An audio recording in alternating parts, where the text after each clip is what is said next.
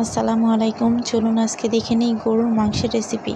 প্রথমে গরুর মাংসগুলো ধুয়ে নেওয়ার পরে প্যানে দিয়ে দিতে হবে গরম মশলা, তেজপাতা দিয়ে দেওয়ার পরে আদা রসুনের পেস্ট, লবণ, হলুদের গুঁড়া, মরিচের গুঁড়া, ধনিয়া জিরার গুঁড়া সব ভালোভাবে দিয়ে তেল পরিমাণ মতো এবার ভালোভাবে হাতে মাখিয়ে নিতে হবে।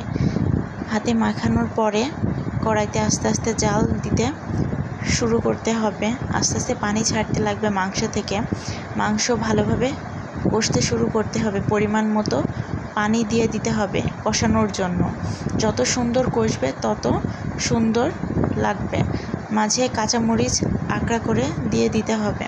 এর তো আস্তে আস্তে মশলা সঙ্গে মাংস কষাতে লাগতে হবে। এভাবে মাংস রান্না করলে অনেক মজা লাগে। অল্প অল্প পানি দিতে হবে আর মাংস কষাতে লাগতে হবে। মাংস অনেকক্ষণ ধরে কষিয়ে নেওয়ার পরে যখন কালার চলে আসবে তখন পরিমাণ মতো ঝোলের জন্য পানি দিয়ে দিতে হবে, যখন সিদ্ধ হওয়ার জন্য। মাংস সুন্দরভাবে সিদ্ধ হয়ে গেলে লাস্টে গরম মশলার গুঁড়া, জিরের গুঁড়া দিয়ে তো আমাদের রান্না কমপ্লিট। এভাবে মাংস রান্না করলে অনেক মজা লাগে। আপনারাও এভাবে রান্না করে দেখবেন।